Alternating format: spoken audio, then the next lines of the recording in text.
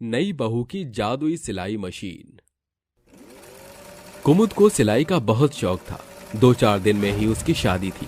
अपने सुंदर से दुपट्टे को हीरे मोती जड़ाकर तैयार करके उसे ओढ़कर वो कहती है, हाय, इस दुपट्टे को कितना प्यारा सजाया है मैंने। इसे पहनकर मैं अपने पिया के सामने स्टेज पर जाकर गाऊंगी, तेरे नाल मैं आवांगी, ससुराल मैं जावांगी। तभी एक पुनिया नाम की लड़की डॉल लाकर कहती है, दीदी, आपकी शादी होने वाली है तो मेरी डॉल आपकी शादी में क्या पहनेगी? मैं उसके लिए भी एक अच्छा सा कपड़ा लेकर आई हूँ, प्लीज दीदी बना दो। अरे नहीं बेटा, मेरी मशीन खराब हो जाएगी, ये सब तो तुम्हारी मम्मी भी बना कर दे देंगी। अरे दीदी, आप बना दो ना, आप पर सिलाई मशीन है और आपको आता भी है। ये सही आफत पाल रखी है मैंने, इसीलिए तो मैंने फैशन डिजाइनिंग का कोर्स किया है, ताकि मैं डॉल्स के कपड़े सिलूं। लाओ दो। ऐसा कहकर कुमुद उस डॉल के कपड़े को सिल देती है, जिसे पहनाकर पुनिया कहती है, अरे वाह दीदी, आपने तो बहुत अच्छे कपड़े सिले, थैंक यू सो मच। आप सबसे ज्यादा आपकी शादी में मेरी डॉल अच्छी लगेगी। हाँ, मेरी शादी थोड़ी है, इसी डॉल की तो शादी है। कहीं मोहित इसी डॉल से शादी ना कर ले, मुझे समझकर। मुझे अपने शादी का लहंगा भी सिलना है, दूसरों की सिलाई मुझे पसंद नहीं, इसलिए मैंने फैशन डिजाइनिंग का कोर्स किया है और जब से ही सोच रखा है कि कैसा लहंगा तैयार करना है। ऐसा कहकर कुमुद अपने लहंगे के कपड़े की कटिंग कर लेती है। वो लहंगा सिलने ही जा रही थी कि तभी उसकी माँ गोमती और ताऊ विभूति आकर कहते हैं, अरे कुमुद बेटा, तू जरा मेरी साड़ी का ब्लाउज सिल दे। अरे बेटा, मेरे लिए पैंट शर्ट सिल दे। जब तुझे आता है तो मैं बाहर पैसे क्यों दूं? तू ही पैसे ले लेना, सिल दे बेटा इसे। माँ, क्या है आपको? मेरी शादी है और आप लोग मेरी ही शादी में जो कपड़े पहनना चाहते हैं मुझसे सिलवा रहे हैं। थोड़ा तो दुल्हन का लिहाज रखिए, दर्जी बना दिया मेरे को तो। लो कर लो बात। अरे बेटा, तू तो पहले से ही दर्जी है, हमने तुझे थोड़ी कहा था कि 4-5 साल तू दर्जी वाला कोई कोर्स कर। हाँ, मुझे खुद ही बोलती थी माँ, मुझे कपड़े सिलने हैं, मेरा शौक है, मेरा पैशन है, तो अब कर। और जब तुझे इतनी कलाकारी आती है तो हम बाहर क्यों पैसे फूके? पर माँ, मेरी शादी है, मुझे थका रही हो आप, बाहर पैसे देकर करवा लो। नहीं बेटा, शादियों के सीजन में हम किसी पर भरोसा नहीं कर सकते हैं। अपनी शादी में अपनी माँ, ताऊ जी, घर वालों के बिना तो जाएगी नहीं तू। उनके कपड़े तैयार कर दे, और हाँ, तेरे पापा तेरी बहनों का लहंगा भी है, वो भी तू देख लेना। ढेर सारे कपड़े देखकर गोमती और विभूति चले जाते हैं। अपने कमरे में कपड़ों का ढेर देखकर कुमुद कहती है, पता नहीं कौन सी तारीख में मैंने सिलाई का कोर्स कर लिया, जो अपनी ही शादी में दर्जी बनकर कपड़े सिलने पड़ेंगे। दुल्हन की तो कोई वैल्यू ही नहीं है। 3 दिन के भीतर वो कुमुद अपने सभी घर वालों के कपड़े सिल देती है। शुक्र है सबके कपड़े सिल गए, पर मेरा लहंगा रह गया। अरे जब मैं ही तैयार नहीं हो पाऊंगी मेरी शादी में, तो ये अपने कपड़े पहन करके बारातियों के साथ नाचेंगे क्या? एक दिन बचा है, जल्दी से कर लेती हूँ, मेहंदी लगने के बाद कुछ नहीं कर पाऊंगी।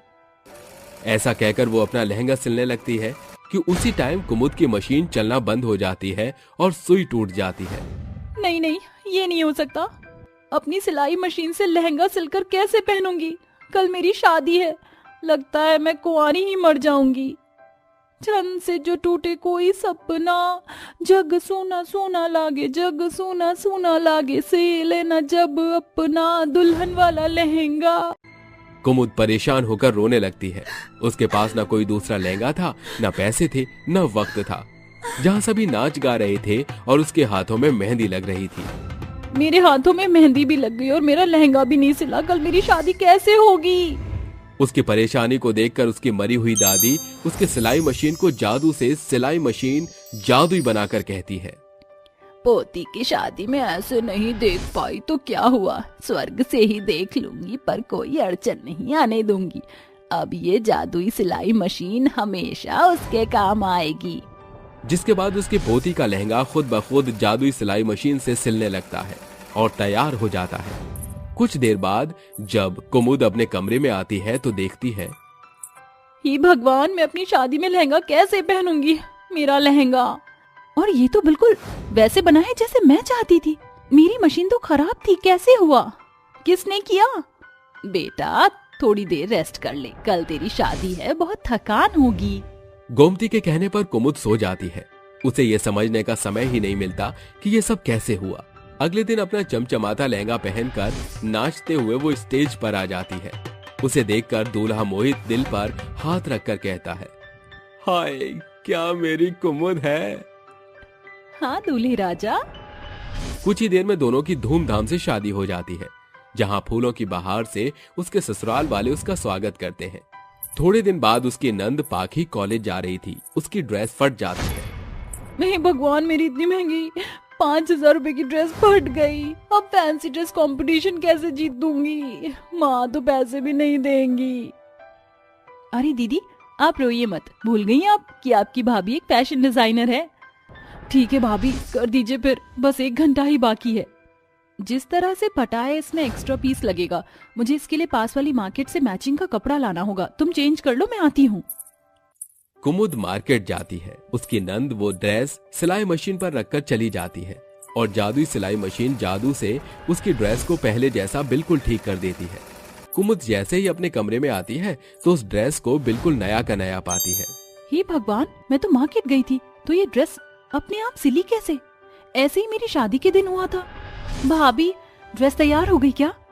हाँ लो, बिल्कुल ठीक है, अब तुम आराम से जा सकती हो। शुक्रिया भाभी, आप बहुत अच्छे हैं, बच गई आज तुम्हें। ये कहकर नंद भाभी से खुश होकर चली जाती है। तभी सास 10 जोड़ी कपड़े लाकर कहती है, बहू तूने अपनी शादी में सबको अपने हाथ से कपड़े सिलकर पहनाए थे। तेरी सिलाई पड़ोसियों को भी शादी में बहुत पसंद आई तो उन्होंने 10 जोड़ी कपड़े दे दिए हैं। मैं मना नहीं कर पाई। उनका 1 हफ्ते के अंदर सिलकर दे देना। हाँ, और पैसे तू देख लियो।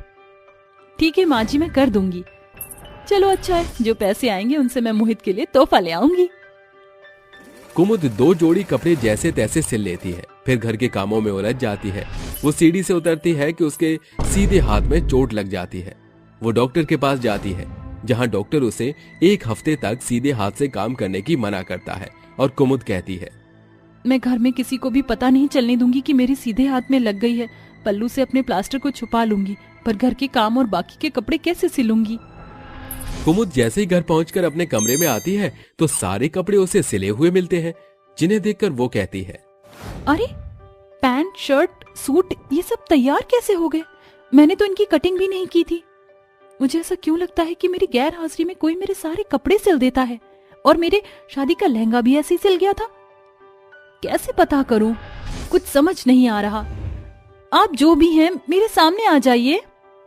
तभी कुमुद की दादी उसके सामने आकर कहती है, बेटा जीते जी मैं तुझे ना कोई तोहफा दे पाई, ना तेरी शादी में शामिल हो पाई, और तू इतनी परेशानी में थी ये मुझसे देखा नहीं गया। इसलिए तेरी सिलाई मशीन को मैंने जादुई सिलाई मशीन बना दिया। उसी की सहायता से तेरी शादी का लहंगा तैयार हो गया। तेरी ननद के और ये कपड़े भी अपने आप सिल गए। तुझे कोई भी काम हो तो अपनी जादुई सिलाई मशीन से कह देना, वो झट से सारे कपड़े सिल देगी। शुक्रिया दादी, अब मैं अपना खुद का एक बड़ा सा बुटीक खोल लूंगी, जहाँ मुझे किसी हेल्पर की आवश्यकता भी नहीं पड़ेगी और बाकी का काम जादुई सिलाई मशीन कर देगी। हाँ बेटा, ऐसे ही हमेशा खुश रहना। चलती हूँ। ये कहकर उसकी दादी चली जाती है। तभी पड़ोसन आकर कहती है, अरे तुमने 1 हफ्ते से पहले इतने सारे कपड़े झट से सिल दिए, बहुत बहुत शुक्रिया। ये लो तुम्हारे पैसे। शुक्रिया आंटी। कुछ ही दिनों में कुमुद अपने ससुराल वालों की सहायता से अपना बुटीक खोल लेती है, जहां वो गरीब लड़कियों को भी सिखाया करती थी और अपनी जादुई मशीन को सबसे छुपाकर फटाफट ऑर्डर तैयार कर दिया करती थी, जिससे एक बड़ी कंपनी उसे अपने कपड़े डिजाइन करने के लिए हायर करती है। भरतपुर गांव में रहने वाला गोपी एक गरीब दर्जी था। उसके परिवार में कुल 3 जन थे, गोपी, उसकी पत्नी रमैया और बेटी कलिका। कलिका का रंग बेहद काला था, मगर वो मन की बेहद साफ थी। देर रात दर्जी की दुकान बंद करके गोपी घर लौटता है। बाबूजी, आप आ गए। माँ कब से आपकी राह देख रही थी। आप बैठिए, मैं पानी लाती हूँ। जैसे ही कलिका रसोई घर का रुख करती है, रमैया बोलती है, अजी कलिका के ब्याह की कुछ बात बढ़ी क्या? हाँ भाग्यवान, कल दुलारी जी अपने बेटे के साथ हमारी बेटी को देखने आ रही है। ईश्वर से यही विनती है कि अब की बार हमारी बेटी की जोड़ी बंधन का गठजोड़ हो जाए। देखते ही देखते रात का अंधेरा चढ़ते सूरज के साथ सवेरे में ढल जाता है। रमैया अपनी बेटी कलिका से कहती है, कलिका बेटी, आज तुझे देखने के लिए रिश्ते वाले आने को है। ये गुलाबी रंग की साड़ी तुझ पर बहुत खिलेगी। इसे पहनकर अच्छे से तैयार हो जाना। थोड़ी ही देर में दुलारी अपने बेटे के साथ दर्जी गोपी के घर आती है। तभी कलिका हाथों में चाय नाश्ता लिए उनके सामने आती है, जिसे देखकर दुलारी बौखलाकर बोलती है, गोपी भाई, फोन पर तो तुमने अपनी बेटी की बड़ी बड़ाई हाकी थी कि तुम्हारी बेटी खरा सोना है। यहाँ तो कोयले की खान निकली। इतने भी बुरे दिन नहीं आए दुलारी देवी के जो अपने बेटे की शादी इस काली कमली से करना पड़े। बहन जी, जानता हूँ कि मेरी बेटी रंग की जरा पक्की है, मगर मन की मैली नहीं है। एक बार इसकी बाहरी रंगत छोड़कर देखिए। ठीक है, मुझे ये रिश्ता मंजूर है, मगर एक शर्त है। अगर तुम दहेज के दाम में 10 लाख रुपए नगद, 4 चक्के की गाड़ी और बड़े से बैंकेट हॉल में ब्याह करोगे। दुलारी के मुंह से दहेज की डिमांड सुनकर गरीब गोपी के माथे पर चिंता की लकीर उभर आती है, जिसे देखकर कलिका कहती है, माफ कीजिए, मगर मुझे ये ब्याह नहीं करना। बेहतर होगा आप अपने बेटे के साथ लौट जाएं। वो रहा दरवाजा, जाइए और किसी रईस घर का द्वार खटखटाइए जहां आपको ढेरों दान दहेज मिले। जा रही हूं, मगर एक बात याद रखना गोपी दर्जी, इस जन्म में तो तुम्हारी काली बेटी का कन्यादान होने से रहा। ये काली कमली तुम्हारी छाती पर किल्ला गाड़ कर रहेगी। हाँ, क्योंकि किसी को शौक नहीं अपने घर में अंधेरा करने का। दुलारी के जाते ही कलिका औंधे मुंह धरती पर बैठ जाती है। तभी रमैया कहती है, कलिका बेटी, संभाल खुद को। माँ, बाबूजी, अपनी बेटी को माफ कर दीजिए। मेरे काले रंग के कारण आप दोनों हमेशा रुसवा होते हैं। बाबूजी, शायद भगवान आपकी बेटी के हाथों में ब्याह की लकीरें खींचना भूल गए, इसीलिए अब फिर कभी मेरे ब्याह की बात मत करना। यह पहली दफा नहीं था जब कोई कलिका का ठट्ठा उड़ाकर उसे ठुकरा कर गया। इस वाक्य ने कलिका के मन में भारी ठेस पहुंचाई। इसलिए कलिका अपने पिता के साथ दर्जी की दुकान पर कपड़े सिलना सीखने लगी। कुछ महीने बीत गए। अरे वाह बेटी, क्या बात है, तू तो अपने बाबूजी से भी बेहतर कपड़े की कटिंग करने लगी है और सिलाई भी एकदम सटीक कर रही है। वो तो होगी ही ना बाबूजी, मैं एक दर्जी की बेटी जो हूँ। समय बीतता है और कुछ दिनों के बाद गांव में आनंद नाम का एक कलेक्टर आता है। गांव की सारी लड़कियां आपस में बात कर रही थी। तभी कलिका कहती है, क्या बात है रंजना, तुम सभी इतना चहकती हुई किसकी चर्चा कर रही हो? ओहो, तुझे तो दिन भर अपनी दर्जी की दुकान से ही फुर्सत नहीं। अरे हमारे भरतपुर गांव में एक कलेक्टर आए हैं। उनका चेहरा एकदम दूध की तरह गोरा चिट्टा है और कद काठी में तो एकदम डैशिंग दिखता है। रहने दे रंजना, इसे मत बता, क्योंकि कलेक्टर साहब तो इसके काले रंग को देखकर ही दूर भाग जाएंगे। अपनी सहेलियों के ताने बाने सुनकर कलिका रोते हुए अपने दर्जी की दुकान पर आती है। ये भरतपुर गांव में ये अनजाना चेहरा, कहीं ये बाबू साहब वही कलेक्टर तो नहीं? देखिए गोपी काका, मैं इस गांव का कलेक्टर हूँ। अगर इस गांव में कोई भी गुंडागर्दी मौजूद है तो आप मुझे बेझिझक बता सकते हैं। कलेक्टर के सवाल पर दर्जी गोपी के होठ सिल जाते हैं, मगर कलिका हियाव बांधकर बोल पड़ती है, मैं बताती हूँ बाबू साहब। जग्गा नाम का एक आवारा गुंडा भरतपुर के दुकानदारों से हर हफ्ते बड़ा भुगतान लेकर जाता है।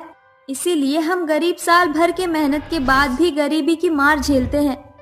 कलिका का बेखौफ बुलंद अंदाज देख आनंद उसकी ओर खींचा चला जाता है और जग्गा की गुंडागर्दी से गांव को निजात दिलाने की खुशी में गोपी कहता है, शुक्रिया आनंद बाबू, आज आपकी बदौलत भरतपुर गांव को जग्गा जैसे गुंडे से रिहाई मिली है। काका, इस जीत की असल हकदार कलिका है, जिसने मेरी मदद की है। ऐसा कहते हुए आनंद कलिका को वो हार पहना देता है। कलिका के मन में आनंद के प्रति प्रेम उमड़ने लगता है। एक रोज कलिका खुद से कहती है, कलेक्टर बाबू ने अपना हार तो मुझे दे दिया है, मैं उन्हें क्या दूं? मेरे पास तो इतने पैसे भी नहीं कि उन्हें देने के लिए कोई उपहार मोल ले सकूं। क्यों ना मैं अपनी दर्जी के हुनर से उनके लिए एक शर्ट सिलूं? कलिका पूरे मन से आनंद के लिए शर्ट सिलने लग जाती है। ये देखकर उसका दर्जी पिता गोपी बात को भांप जाता है। बावजूद इसके वो अपनी बेटी को कुछ नहीं कहता। फिर उसी शाम दर्जी कलिका आनंद के दफ्तर में दस्तक देती है। कलिका, तुम इतनी देर शाम यहाँ? बाबू साहब, मैं मैं वो। अरे क्या बात है, तुम इतनी झिझक क्यों रही हो? और ये तुम्हारे हाथ में क्या है? वो बाबू साहब, मैंने अपने हाथों से आपके लिए एक शर्ट सिली है। पता नहीं आपको पसंद आए ना आए। आप तो मॉल के महंगे कपड़े लत्ते पहनते होंगे। नहीं कलिका, तुम्हारा तोहफा मेरे लिए मूंगों से भी बढ़कर है। शुक्रिया दर्जी साहिबा। आनंद की दिली हसरत जानकर कलिका के कदम तेजी से आगे बढ़ जाते हैं। दोनों एक दूसरे को ललक के साथ देखने लगते हैं, मगर अगले ही दिन ये खबर गांव में आग की लपटों की तरह धधक पड़ती है। क्यों रे काली कमली, तू तो बड़ी शातिर निकली। कलेक्टर साहब को मीठी छुरी से जैसे फंसा रही है। अरे रंजना, इन शहरी बाबू का कोई भरोसा नहीं। अव्वल दर्जे के दगाबाज होते हैं। वो बेवकूफ नहीं जो दर्जी की बेटी के साथ फेरे लेंगे। बस इस काली कलिका से माने निकलकर अंधेरे करके फुर्र हो जाएंगे। दूर खड़ा आनंद ये सब सुन लेता है। वहीं कलिका मन ही मन में कहती है, सच ही तो कह रही है ये सब। मैं तो आनंद बाबू के धूल बराबर भी नहीं। वो भला मुझ बदसूरत से ब्याह क्यों करना चाहेंगे? हर पन्ना हीरा पाने की तमन्ना रखता है, मगर हीरा मिलता तो किसी एक खास को है। कलिका अपने मन को समझा बुझा कर घर जाने लगती है। तभी वो देखती है कि आनंद उसके घर पर है। अरे कलेक्टर बाबू, आप यहाँ? कलिका, तेरे तो भाग्य बड़े बलवान है बेटी। कलेक्टर साहब तुझसे शादी करना चाहते हैं। गोपी की बात सुनकर कलिका की आंखों में खुशियों की बदरा बरस पड़ती है, मगर उसके मन में सखी सहेलियों के बोल की छवि उभर आती है। मुझे तुम्हारे जैसी सुलझी हुई जीवन साथी चाहिए। वो कोई और नहीं, तुम हो कलिका। मैंने जब तुम्हें पहली दफा देखा था तभी तुम्हारी छवि मेरे मन में बस गई थी, मगर मैं तुम्हें पूरी तरह से जानना चाहता था। अब ये तुम पर है कि तुम मुझे अपना हमसफर बनाने का हक देना चाहती हो या नहीं। आनंद की बात से कलिका के मन पर छाए काले मेघ छंट जाते हैं और वो शादी के लिए हामी भर देती है। आखिरकार गरीब दर्जी गोपी की बेटी की शादी बड़े धूमधाम से हो जाती है। किसने सोचा था कि कलिका की किस्मत इतनी बलवान निकलेगी कि वो कलेक्टर की पत्नी का पद पाएगी। सच में साथियों, तपस्या जितनी बड़ी हो उसका प्रतिफल उतना ही उम्दा होता है।